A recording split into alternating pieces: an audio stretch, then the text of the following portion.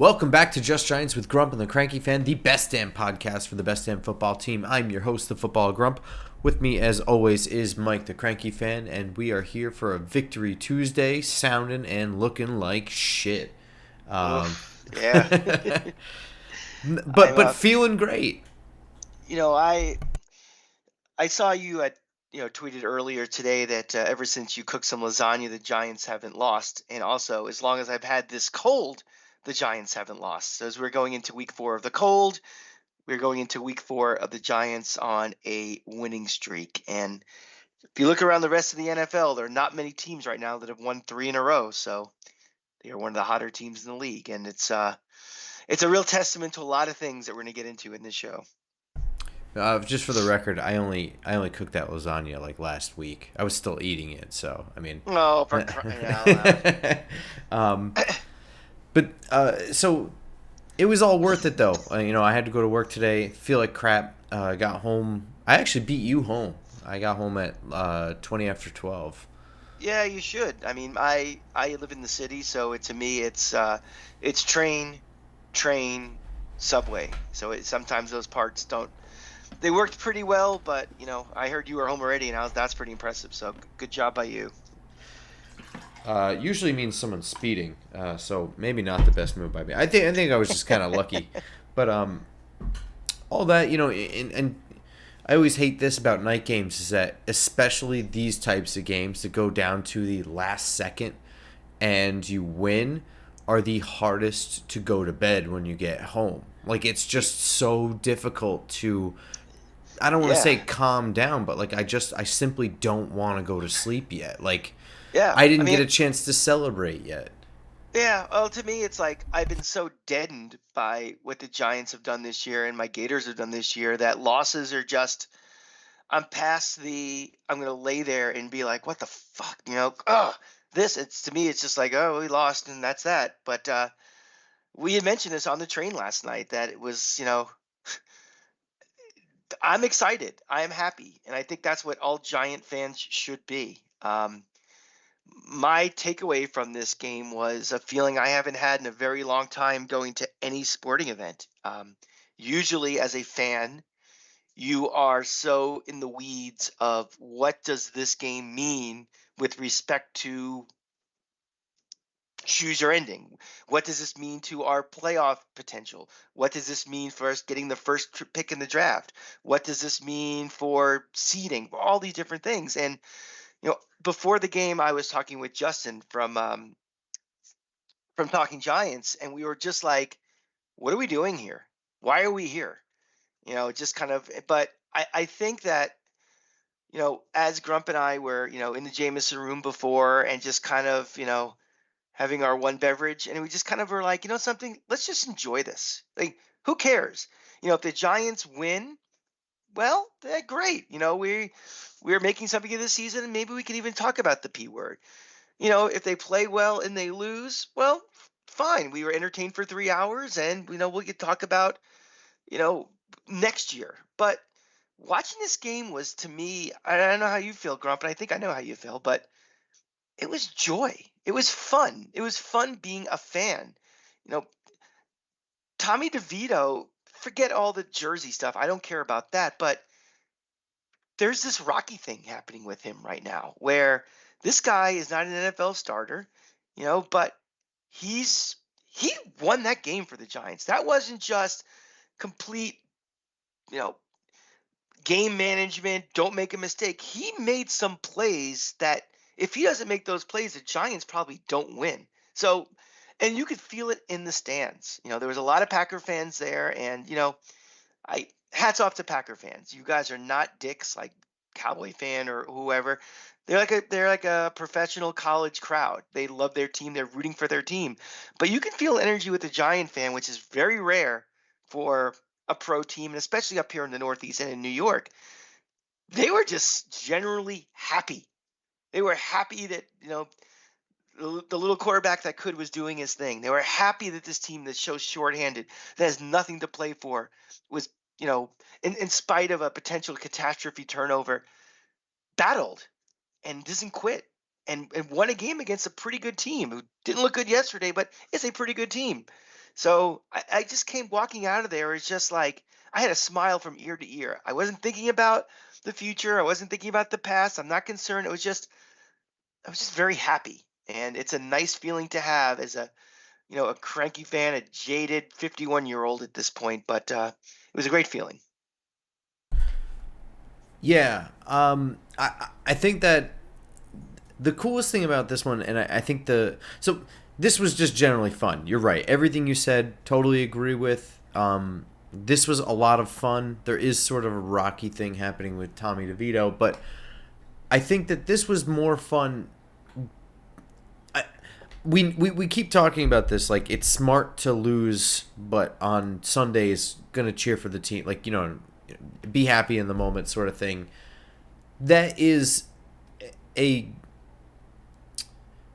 it's much more arguable that that's a stupid position to take when you're watching slugfests end in 10-7 victories where it's like 40 fumbles and it just looks like leather helmet football and this was an NFL game. This Yeah. looked. I mean, I'm not going to say it was good or pretty or mistake free because it certainly wasn't. And we're going to get into some of the really weird things here. I think the Packers did It, a lot more than maybe we did. But at but the end of the day, this appeared to be an NFL game. Now, I'm really curious on your opinion because you watch a lot more of this than I do. This game especially appeared to me, but around the league generally right now. I know the narrative is that there's no good NFL play, but it feels a lot more like the college landscape right now, where you have a really high echelon of teams. Um, you've got Philadelphia and Dallas, San Francisco, and Baltimore operating on a high echelon where you've got like your playoff four. Then you've got a bunch of other people that can hang and maybe knock off one of those four teams, just kind of slugging it out, not looking great. They've all got quarterbacks that are sort of questionable. And then you have like the true dredges of the league underneath at the bottom. It feels a lot more like the college landscape and like we're watching college games, doesn't it? yeah. I could see that. If I brought somebody over from our homeland of Malta who had never watched the game of football before, does not know what the NFL stands for, does not know what professional football is at all. And I told him to watch that 60-minute game. And you tell me which is the team that has the third string quarterback, which is the team that has been injured all year, which is the team that is closer to the first overall pick than a playoff spot. I would guess that, you know, you know, Joey Malta would probably say that that team would be the Green Bay Packers because they looked awful yesterday, and the Giants looked like a team that was a functional team, a team that just, we some mistakes were made, obviously, but we didn't look the offense of Tommy DeVito from the first couple weeks he played is not there anymore. You saw a quarterback that is progressing and is learning how to get out of trouble. You're seeing an offensive line that is vastly, vastly improved over the last couple weeks. You are seeing receivers making plays. You're seeing a defensive line and a defense playing well. You're seeing a secondary playing reasonably well also. So, you know, again, Green Bay was a team where the quarterback was throwing the ball all over the place, and they were the ones making the bad penalties. They were the ones who were making mistakes. They're the ones who, missed field goals. All these different things were happening. Um, yeah, at the NFL right now, and we've talked about this several times on this show because of the lack of practice, the lack of preparation for quarterbacks. This a league that is suffering as a quarterback and an offensive line problem, and it's showing now. We're getting into week 13, 14, 15, and how many backups are playing? How many third string quarterbacks are playing? How sloppy does things look? And you know, those teams that like the superior teams, yeah, It's going to be fun in January when they're having their own little tournament. But right now, really, once you get past those two or three teams, I really feel like anybody can beat anybody at any moment right now, and none of it would really surprise me. I think when you see a spread like 10, 11, 12, 13 points right now, I think you're kind of crazy to be betting favorites at this point. The whole thing just seems weird around the league. It's just wild to be 2 weeks ago talking about being in contention for the number one overall spot, almost definitely getting the number two overall spot, and now 2 weeks later we're arguing how stupid we are that we won some games, and then another week goes by and we're a game out of the playoffs. Yeah. It's really bonkers. I can't remember the last time, and I know everyone thinks that this is sort of bad for the NFL. I don't know if that may. I, I I think don't it's know great for if the NFL. I think it's great. I think it's undeniably great for the NFL. I don't know necessarily that it's the greatest for fans. I mean, we have what is It's it's it's it's a worse undoubtedly, product than what it used to be on a whole, but I would say but it's more entertaining. most fans care more about their team winning and losing and making the playoffs or not than over quality of football. I mean, I think that me and you kind of look at football like, yeah, obviously we want the Giants to make the playoffs. We want them to be really good, but we also are aware of this is bad football. And we've texted over the years all the time, this is awful. This is gross what we're watching right now. But when you have teams, and baseball is the best example of this the way it is now. If you get into like May and June and you're 20 games out of first place, why am I watching the rest of the season? That's bad for baseball. Ratings go down, ticket sales go down, lack of interest in the sport goes down that rest of that year in major markets or whatnot. When you have the hint of making the playoffs, I mean, I've talked to several Giant fans today, and all they care about right now is that 3-game winning streak. Tommy DeVito's a winner. We might make the playoffs.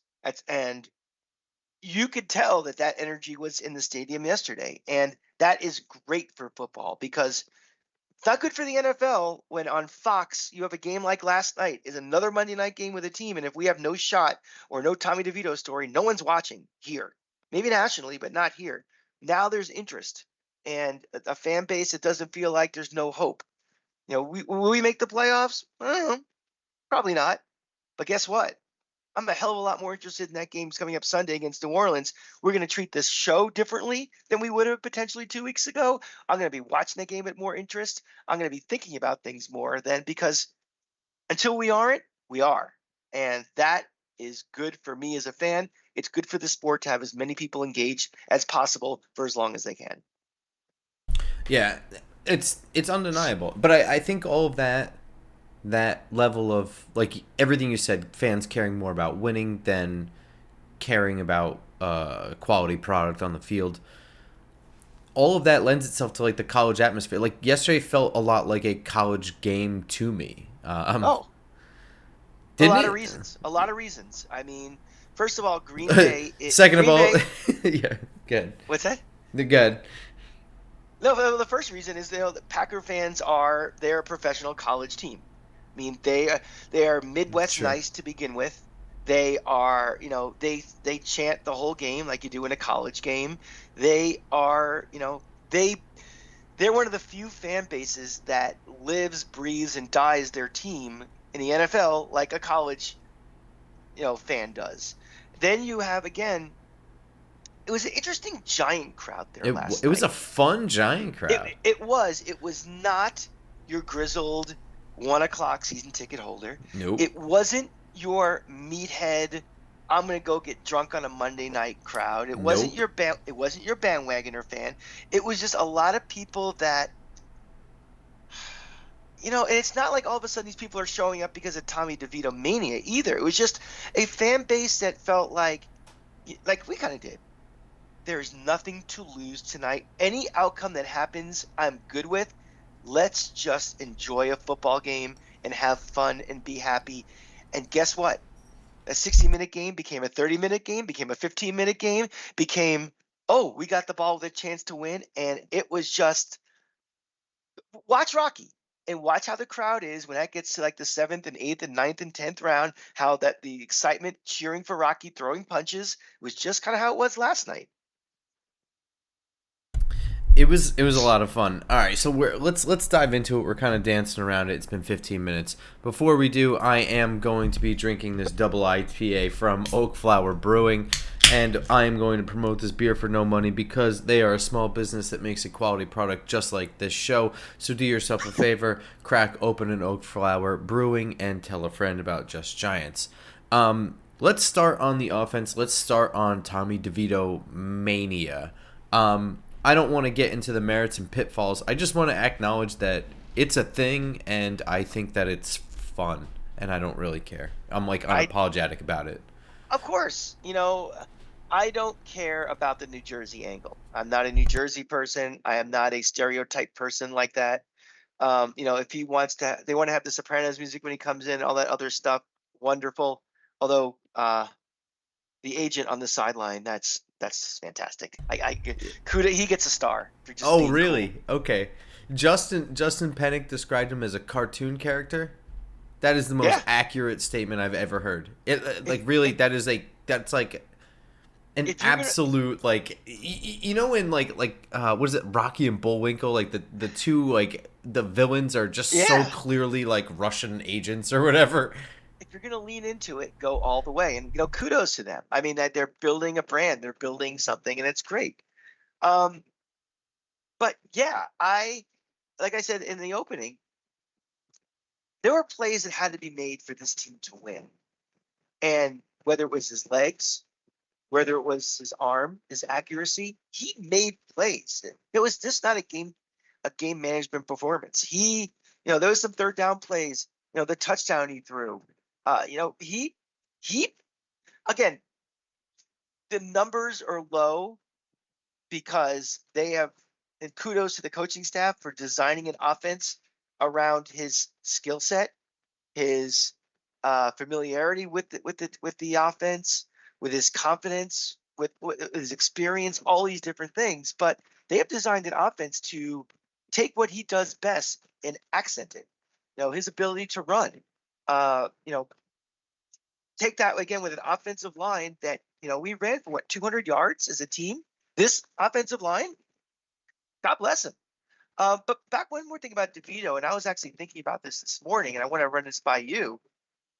Do you see a potential role for Tommy DeVito on this team as more than just a third string quarterback who's proven to be a potential second team quarterback? Do you see any possible uh, Tayshon Hill potential with him, like around the goal line? Because he's showing some things with his legs that I feel like would be almost wasted on the bench. Is just never ever playing, and I just see like a potential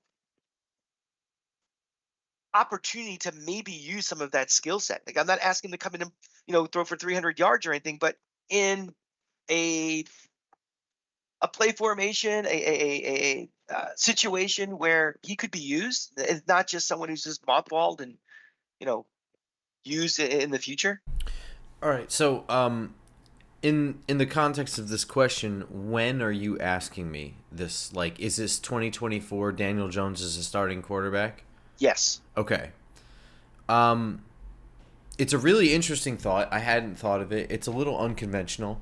Um, I'm I'm not inclined to say yes, but here's the most interesting thing about it to me. The fact that you're considering this means that you are giving him a 53-man roster spot. Just so you know. So I'm throwing that out there. But on offense, I don't know if I see him like that. You mean like kind of line him up as a running back that can also kind of throw the ball or something like that, and let him kind I, of do sort of trick plays like that. I could see stuff like that for sure. I could also see him having a role something like that on like special teams or something like that. I I think that have this coaching staff is creative enough and daring enough to throw some shit out there. But more than anything, I think it's really interesting that you are considering giving him a 53-man roster spot. I think that's a huge leap from where you were 1 week ago. It was because I just saw the things that he does well in a different light. I wasn't looking at Tommy DeVito, which I had been for the first, several weeks of, well, here's the things he obviously can't do right now. And I saw, forget pocket presence. I saw a guy who can legitimately run potentially. I saw a guy that, can make, and I think a lot of it was, I think that the defense was a little out of kilter. I don't think they expected him to be able to run the way he did yesterday. So I'm not even saying having him line up as a running back in short yards. I mean, having him line up under center and potentially doing some things. I mean, again, not every play, not a whole series, but I mean, Just having you know, that package of just plays. having that package I maybe mean, on short yardage anywhere or goal yeah, line I or was gonna say, yeah, exactly. Red zone, goal line, short yardage, 3rd and 1, 4th and 1, somewhere around midfield. Just yeah, spark plays, shit like something that. Yeah, something what the Saints do with how they use Hill. yeah. I could certainly see him having that role if the coaches were to do something like that. The more here's the thing: the teams that are able to do that kind of shit. There's only two kinds of teams that do that: the really good offenses and the really hopeless ones. So the thing is, and I say that because it's not because it's a bad idea or anything. I'm just saying where the Giants have been pretty much since '09. '08 is the exception. So 2008 was the best Giants team I think I've seen with in my adult life. That team was not going to lose until Blackskull Burris got hurt. Um, After that, even the two playoff runs, you're talking about a middling team that is trying its hardest to earn a playoff spot. They're not going to dick around by putting quarterback 2 Tommy DeVito, local hero, on a 3rd and 1 unless they're really confident that they've got something, or if they know that they are a juggernaut offense. They haven't been a juggernaut offense really. So but to answer your question, yes, I see the skill set. I see a coaching staff that's willing to do it. I just think that the coaching staff needs to know that their offense can function and that Mhm. this isn't a gimmick to supplement anything. This is a legitimate package of plays to supplement I, their offense. I also think, as well as Tommy DeVito played yesterday, I think if Daniel Jones or even if Tyrod Taylor played yesterday, I don't think this game's even close. I thought Green Bay was awful yesterday. I thought their defense was really bad yesterday. I think part of a lot of that, I think, again, is the packages they had for Tommy DeVito. They did not want him to outkick his own coverage and make mistakes or anything. That's why, he only threw how many times pass attempts did he have in the game? 13, 14? It's pretty low. I thought it was 21. Was it that high? It I'm not sure. it, Hang on. it was pretty low. Maybe that last drive he had a bunch because Yeah, I think he caught up by the second half. Is really what it was. 20. He was 17 of 21 for 158 yards. okay, but it was low getting up. I think that the Yeah, final couple I of drives. really I think it accumulated in the second half. Hmm. But again, I'm not saying, oh, because of this game they should do that. My thing is now, I think it gives this coaching staff and it gives this front office something to think about. That because again, Tommy DeVito is not going to the bench now. I mean, he's going to be the starting quarterback. I don't think there's really any, you know, the Tyrod incremental. who? Yeah, and again, I am someone that I die on a hill to a certain point, but I also get off that hill when I know it's time to get off the hill. And you know, there's sometimes there's just an unspoken energy or something where a guy where it works, and right now Tommy DeVito's got that energy. That might completely go away next week, going to the Superdome, a hostile place we never play well. He may look terrible again, and it's like, okay, well now we pivot from there. But I think right now you kind of roll with him until you don't. So, before I want to move off of Tommy DeVito and go to the kind of the offense in general. Sure. But last thing, you had described a couple weeks ago, and it's not going to be a direct comparison because the sports are different. But you said that really there's no Jeremy Lin insanity sort of moment here with Tommy DeVito. Are we there yet, or does it take a victory over New Orleans? No, because the Jeremy Lin thing, first you gotta remember, was he all of a sudden out of nowhere was scoring 35 points, was hitting 6 3-pointers in a game. He was hitting the game-winning shot against Toronto. He was the reason why they beat the Lakers. So I don't think it's exactly apples to apples. Well, I don't think it Um, ever will be. I don't think it ever will be. I mean, I think But I mean, as are well we as hitting that fervor? And is it so? Like, I think oh, I think the point you you were mean making. vibe? I think the point you were making when you said it was that there is. It was sort of unjustified, this like Homer, let's embrace this kid, because he hadn't done anything. Like, the games were being won Right. and he He was was a cartoon there. character. He was a cartoon character who all of a sudden was thrust into playing. Right, as opposed to a player that elevated the team to victories and then was being, showered in flowers. I understand that it's different, but are we now approaching that, or are we already there? Like, does it take another victory over New Orleans, or does the victory over Green Bay on Monday night, which, we haven't won on Monday night at home ever. I can't remember the last fucking time we won at Monday night at home. And this unexpected win. Did we already hit that point? It, and the sports are totally different, right? 82 games for basketball, so it stretches over multiple And, games for a and period of time. This is and in not going to spite work the same. and in spite of what Bobby Skinner thinks, the Knicks are New York. There is no Knicks and Nets kind of 60-40 or a 65-35 split. And the Knicks own the city. The Jets and Giants is much closer, so it's not the complete city buying into a Tommy DeVito mania or anything. But I think that game last night on Monday night, where probably more Giant fans are watching it than they would have on 1 o'clock on a Sunday. This game is flexed out to 1 o'clock on Sunday. Nobody cares about this game. I bet you a lot of Giant fans They're are, all going Christmas shopping. they're Yeah. going Christmas shopping. They're getting reacquainted with their wives and kids and everything. But I think because this game stayed on, it's Monday night. Everybody's sitting on the couch watching. They're in the freezing cold like we were. That you know, time and place and circumstance also create the moment. And doing it on Monday night where everybody saw it, you also had, you had Buck and Aikman doing the game. You didn't have the backup guys doing the Dolphin game, in the competition. I think that, you know, we'll just look this week. Look at the New York Post or something. Look how many pages will be devoted to Tommy DeVito as opposed to the rest of the Giants, as opposed to the Jets, as opposed to the Knicks, as opposed to what the Yankees do in free agency. I mean, he's going to own the back pages.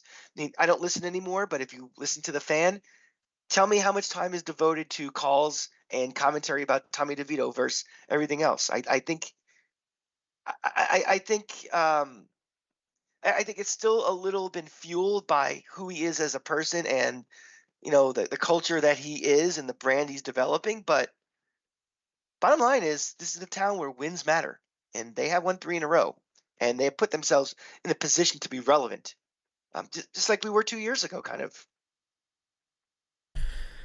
Um, you made a comment about Green Bay stinking, and I'm gonna get into the game a little bit here. So, Mhm. starting with the Giants' offense, on defense, I think I understand what Green Bay was doing here. I think that this whole game was a classic case of coaches out coaching and just being stupid, because this was a team that on Thanksgiving absolutely demolished Detroit. I mean, just ran them over with a steamroller. They seemed to completely alter everything that they did around, like, just managing the Giants as a situation. And I don't understand why they didn't just play football, because on defense it looked like they were going to play, Tommy DeVito the other week won pretty much flip of a coin. He's either taking a sack or hitting a 60-yard play to Jalen Hyatt, right? Right. They played prove it defense, right? So they were just going to rush four. They were going to absolutely crush the run. And then they were going to play back and they were going to say, rookie kid, you're going to have to avoid our pass rush and dink and dunk down the field because we're not giving you anything deep. It's not happening. And to his credit, he kind of but he stepped up to the challenge and he dinked and dunked his way down the field. He navigated good pockets, and you know what I mean? Like, I don't want to take everything away from the Giants and Tommy DeVito, because that wouldn't actually be fair or correct.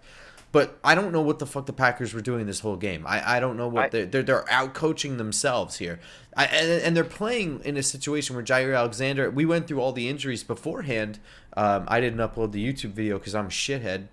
Um, but we went through all the injuries beforehand. They were already navigating a situation where I could smell blood in the water, and I'm a grump, a hopeless grump. So I don't know why they decided that they needed to alter what they do around a third string quarterback, but that's what they did, and he ended up stepping up to the challenge and called their bluff. That left the whole middle of the field open for him to gain 70 yards with his legs. He was able to navigate only 4 rushers with no blitzers.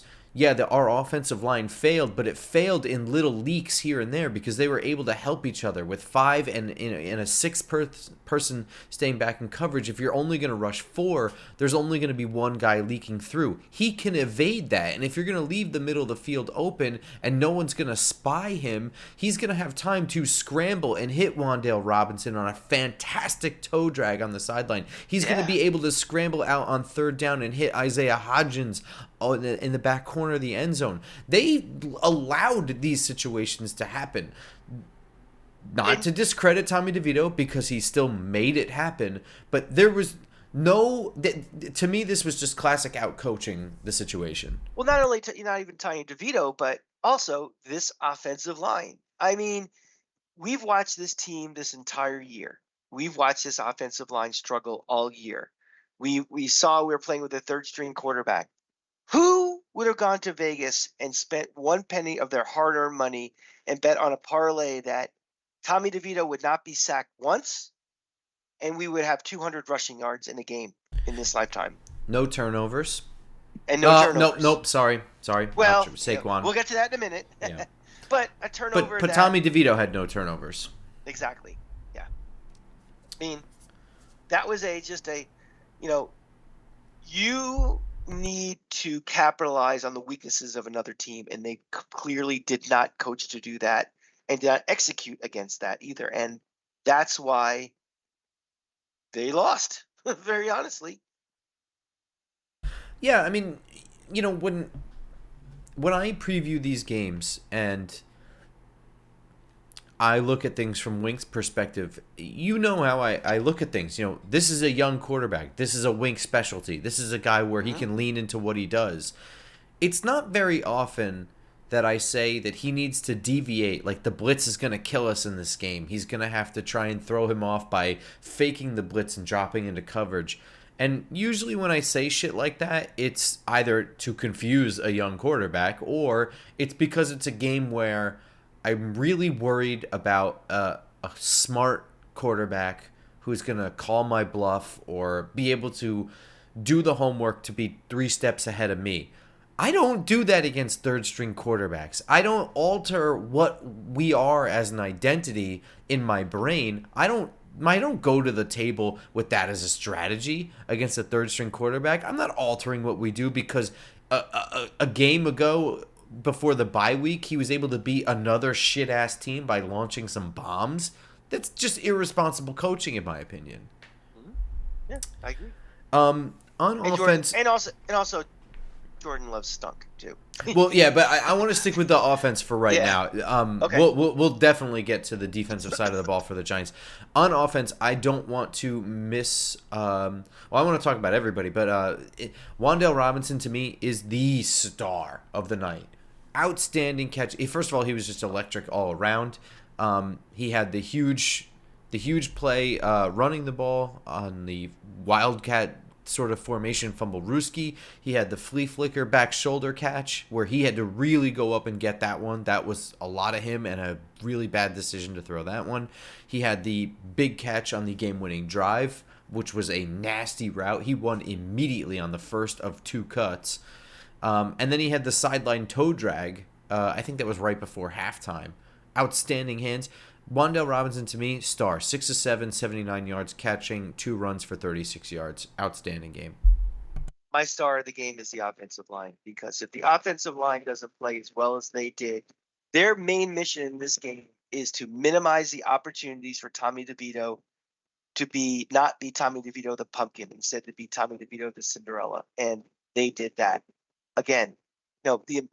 The big things we were, every time, you know, DeVito in the other games was dropping back to pass and had that deer in the headlights look and just was looking around. That was usually because he was put in a position that he had to be like that, and they minimized that in this game.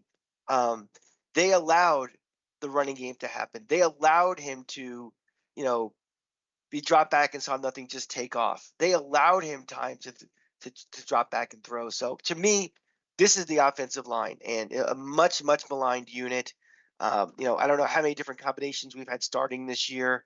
You know, a franchise draft pick right tackle has been bad and is not even playing right now.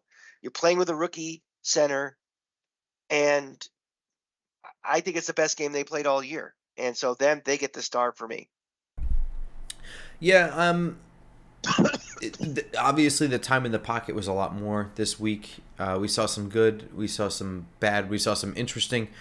Um, I want to talk about they were particularly bad in the run game. I will say for the most part, the run game in general was just pretty shitty. Talking Uh, about ours?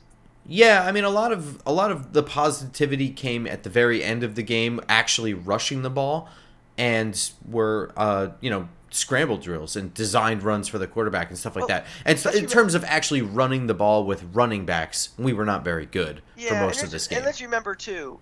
Tommy DeVito is not all of a sudden, you know, uh, one of the elite quarterbacks in this league and expect to throw for 400 yards too. I mean, defenses you could see, you know, linebackers and safeties creeping up to stop the run Oh, too. So absolutely. No, no, this is 100% why. I mean, like I yeah, said, Green Bay came into this with a mission to stop the run and then yeah. play soft and just rush only four in pass rushes. They were keying in on run. That's why our run game was And absolute shit. and my bar is low for success in this offensive line. It's been so bad, but to me, even playing average against a run still is just like key to the win.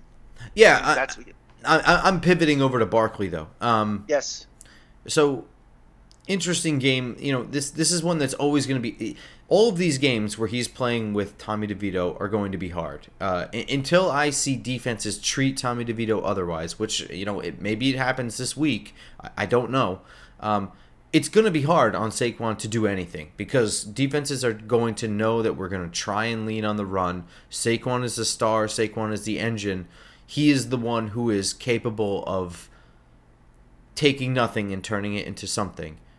They're going to key in on it. It's just going to be hard for him. That said, he didn't really do anything crazy special in this game. And I know it's not going to happen in most games, or in every game, I should say. The fumble's inexcusable. And I don't know still if it's a fumble or not. Having rewatched it on TV, I still don't know. I honestly think at the end of the day, had they had blown that play dead, they would not have, they'd look it over to see if it was a fumble, but they would not have overturned a call in the field down by contact for a fumble. It's because they didn't blow the whistle. It was just too confusing. It's just a weird play. I don't think anything clearly happened. I don't think he clearly regained his balance, and I don't think he clearly continued to trip either. It's a little ambiguous. It looks like he tries to kind of cut back inside, and he stumbles trying to do a football move. So I don't even know the fucking rule. I don't know if that qualifies as regaining your balance because he didn't regain his balance. The whole thing is just silly, but at the end of the day, you have a guy who wants to be paid like an elite player in the league that when he dropped the ball on the ground and two Packers scrambled for it, he just stayed on his knees and also just kind of dropped the ball. He let the turf take the ball away from him, which in itself is inexcusable. But not having the gumption and the wherewithal to immediately get up and grab the ball, no matter what, confusing or otherwise, that to me it's sort of fart worthy. I'm not gonna do the fart. I think you might, but this was a game that we needed Saquon to really step up, and that game could have been iced in that moment, and instead we all had to stay for a heart attack moment at the end, which was jolly good fun and entertaining, but also Unnecessary. completely unnecessary. Yeah. I am going to give him a fart. like you said a little bit when your commentary about him, he wants to be paid as he's one of the best players in the league. And I understand that the chips may be against him the way the defenses are going to be playing. The fact we have no real consistent passing game, not a downfield passing game to say really much of anything. But there are, and it happens a lot, long stretches in the game where I forget Saquon Barkley's on the team, and that just simply can't happen. I mean, maybe that part of it is that we're just not, you know, he's not the bellwether guy that someone like a Derrick Henry is, who's going to get 30, 35 carries when we need him to run the ball. But I don't know. I just don't get the sense that this team needs him going forward to justify the contract he's going to want. Um, and the fumble was, and not only the fumble, he had that first touchdown in the game, right? That was him. He had the first two. Okay, which nobody brings up, and I thought about it at the moment, and someone actually texted me who was watching at home. He almost fumbled before he went over the line. Oh yeah. Yeah, enough that someone texted me who I value their opinion for football, not just saying it's like, I'm shocked they didn't review that, because that to me looked like a fumble. I mean, you just got to be smarter, and you just got to. I don't know. I've never been the guy that has a Saquon Barkley poster on my wall. I've never been an idol worshiper of him. I think he's been a solid Giant. I don't think he is a guy that should go on the Ring of Honor if this is his last year with the Giants. I need him to do more right now, and unfortunately he isn't. So because of that, the bar is so low for the offensive line. I'm giving a star for what they did.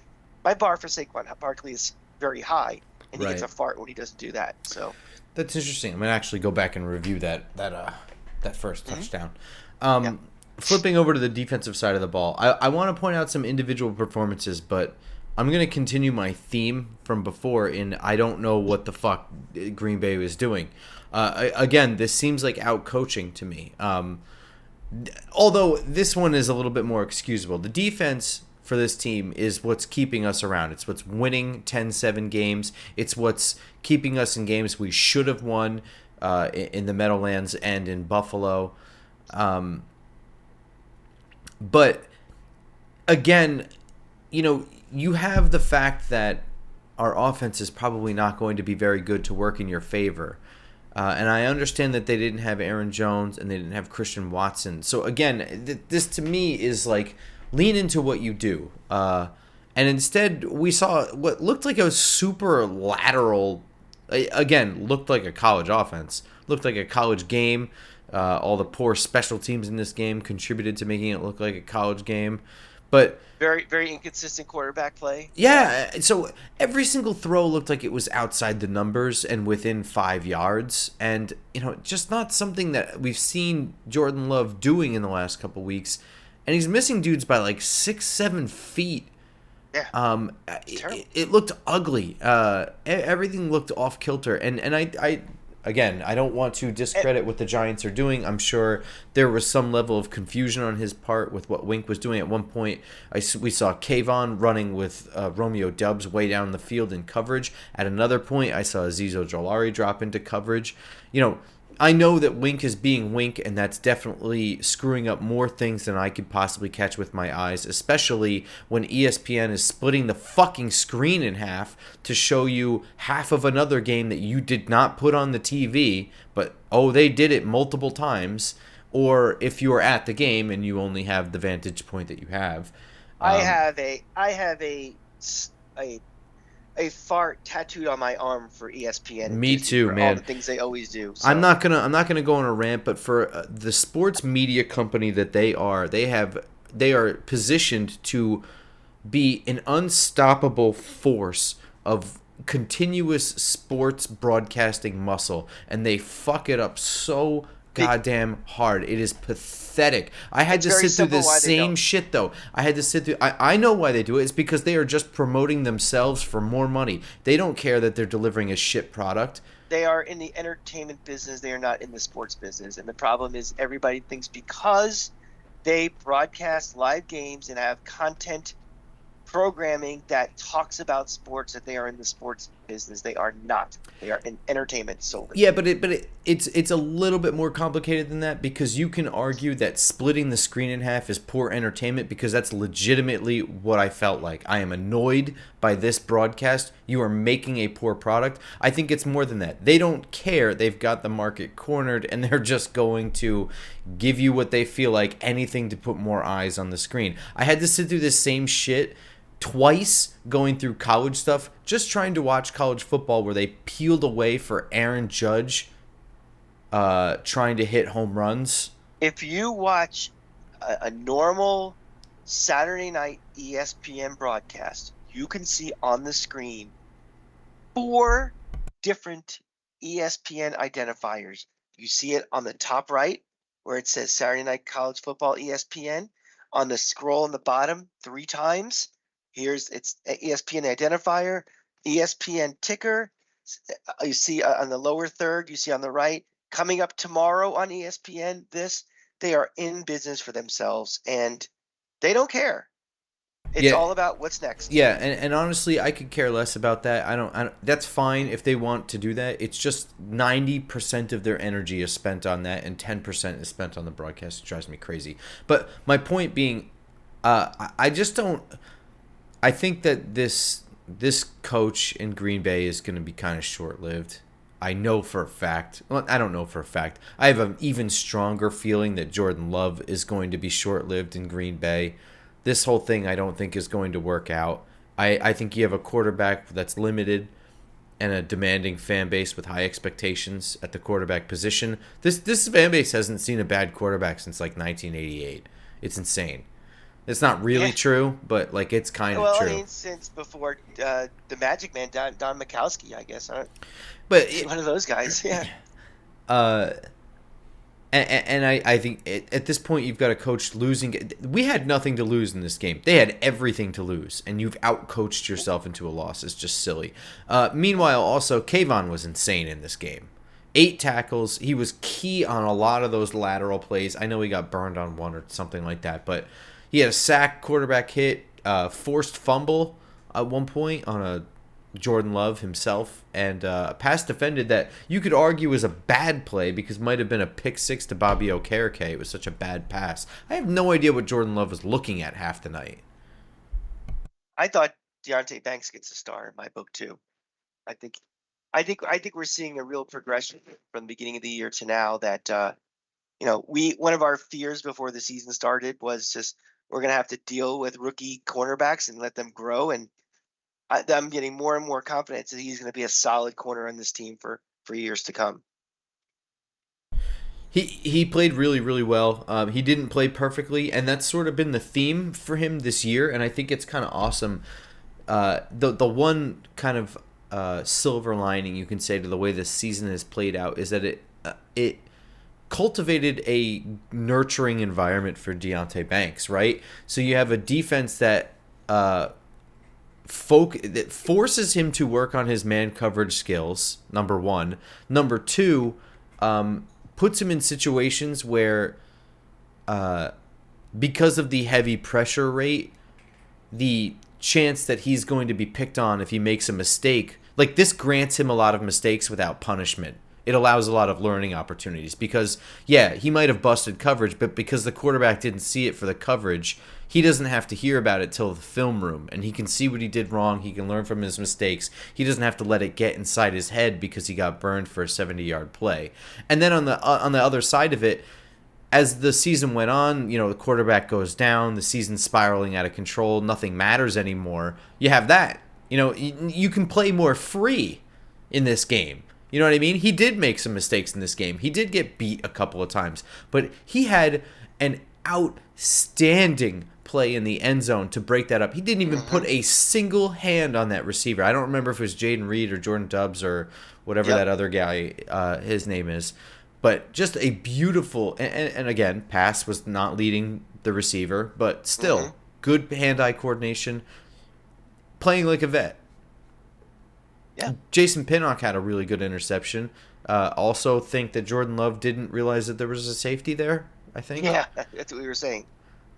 Looked terrible. Wait, I mean, he definitely looked like he was more impacted by the wind and the conditions. Now, again, it wasn't Hurricane Sandy blowing through there, but it was also, a bit of a factor, I would say. I think, and I don't know, he was just inaccurate. He just like a bad quarterback. I just I don't know. I think sometimes you just have bad games too. I mean, Yeah, he's a young quarterback. It's his first year. He's still under enormous pressure, like you said, the lineage before him and everything. And sure. rookie quarterback or first year starters are going to have their ups and their downs. So I'm not going to make any definitive, statements about him going forward. But I think that was a growing pain for Green Bay, and that's what happens when you start a guy like him. I wish we could talk more about the defense, but just as I wish I could point out more individuals, I should say, but I think that as a whole and as a collective, they all played pretty well. Nobody played like particularly terribly. I think Cordell Flat had some ugly plays, but overall, as a unit, they continued to play really really well, and a busted up Green Bay team could not take advantage. I think that, yeah. I mean, a lot of times you know the the last score they gave up was the victim of being put in a bad situation. I think Sure, something's and happened. they So put that off for a while, and the touchdown itself was marginal. I mean, like a game of inches indeed. it was a special teams mistake. They got the ball deep in the territory. They were the turnover late. Yeah, that was another thing I was gonna say. Special teams. I think at this point we can say that we're never gonna have good special teams until we switch out coordinators and do Yeah, and I mean that in that when you switch out a coordinator, you are no longer just kind of whatevering the entire unit because in the interview process, that is sort of what it felt like. Like, yeah, and I don't know if the Maras have any like influence where they're like, this is a respected guy. I would really like you to keep the special teams coordinator. People have said that. People who have information have suggested that. I don't so know, and I weird. don't care. My point is that they didn't really interview for the position. They just passed it off like it doesn't matter. It does fucking matter. I don't care about special teams. It, I don't ever want to study special teams. But you have a whole coordinator handling that unit for a reason. It's important. The worst field position situations always happen on special teams. it just seems so strange how there's so few amount of head coaches to organizations that value good special teams. Like, I know in the college ranks, like Urban Meyer, that was one of his, from day one he was at Florida through Ohio State, was special teams, special teams, special teams. I'm putting my best players out there. I am going to make things happen. A, I'm not going to have any of the obvious mistakes, but B, I'm going to make things happen. I am going to have my fastest guy who could potentially break one. I am going to get athletic, fast guys line of scrimmage. Maybe I can get a punt block or a field goal block.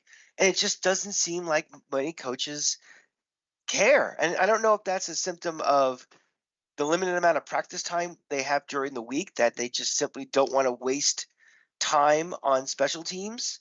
That's a really interesting theory. I don't know. That might be just one of the negatives of that, but it just seems around the league, we're watching. Well, I can't. The Jets had a fake that worked. Was it the Jets? Uh, I don't know. Shit. When red zone's on, things just sort of happen, and they just sort of happen around me. Maybe that doesn't mean that things never work, but I mean, just like to me, special teams are consistency. Where I don't have the mistakes happen, and I can make potential big plays, and I don't know. It just seems like that's another league problem. Back to our theme of quarterback play and offensive line play and stuff. It's just special teams just doesn't seem like it's a priority. It's almost everybody's kind of like, it is what it is. I can only fight so many battles during a week. That is an interesting theory that the special teams is suffering as a result of the CBA practice time, and it might be interesting because I'm probably in a witch hunt mentality about it right now, about that being the root of all evil. Let's throw another thing on that too. That again, all these guys, they're so concerned about people getting hurt Well, That yeah. Okay. you may not have your ideal 11 guys to be on special teams. They may not want to have all 11 because they're afraid of. I don't want this guy going down what I perceive as a punt return Well, as hang opposed to who on, does hang best. on, hang on. That's a nuanced topic because Hmm. yes, you're right. Like as we said, Adoree Jackson should not be returning punts.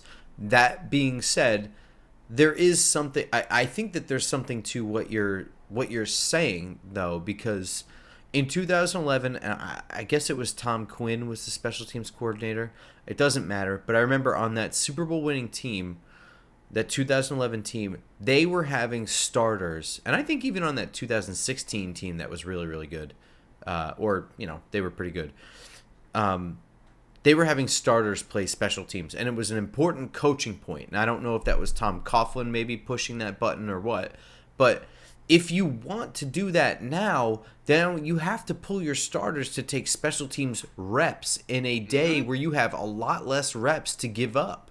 So that Well, I option agree. is almost completely off of the table. That's why I think there actually is something to you saying that. I think that you just kind of have to, especially if you're a budding team like the Giants are, and like Brian Dable was kind of walking into this fucking goddamn mess. You're not really going to go in there and be like, well, listen, special teams is 1/3 of the game. I got to make sure that my best 11 are over there. You're still trying to figure out where the best 11 are. And then in your second year, you're trying not to screw up. So you want your best 11 to get some reps. You don't want them dicking around in special teams. So Hmm. I think that there's a lot of truth to that theory. I think that's a really, really, really good theory. I have my moments. Yeah. Do you have any other thoughts on this game other than it was just super duper fun and I'm actually legitimately excited to watch next week?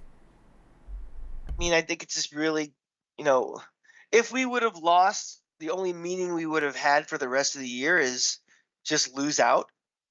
Now, at least we have some, at least, and again, we have talked about this for the past several years too, is that you want momentum. It is hard for complete buy in when there's nothing really to play for.